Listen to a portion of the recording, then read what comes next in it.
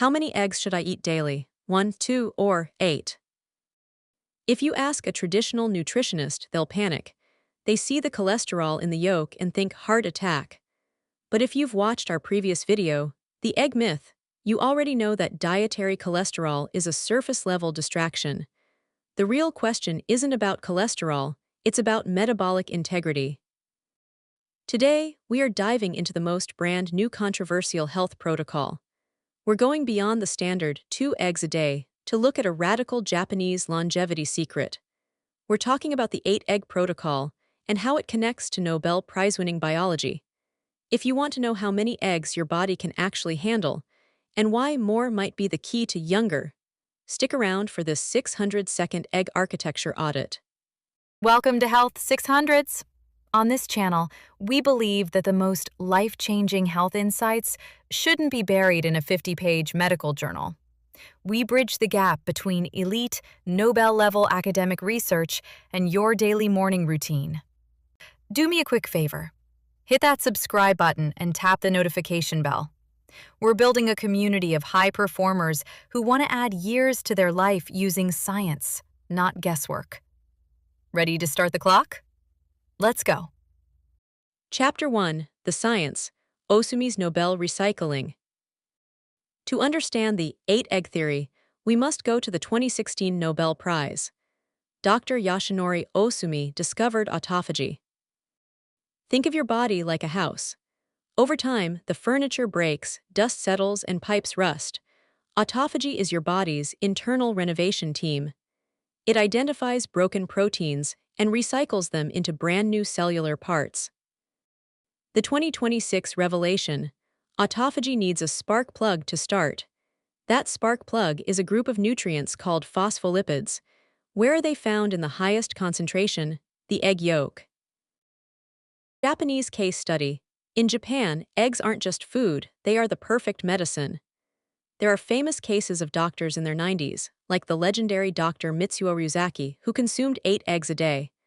Why? Not just for protein, but to keep the Ohsumi cleaning crew running at 100% capacity. When you provide a massive surplus of these nutrients, your cells don't just survive, they power wash themselves. Chapter 2, The Molecular Welding.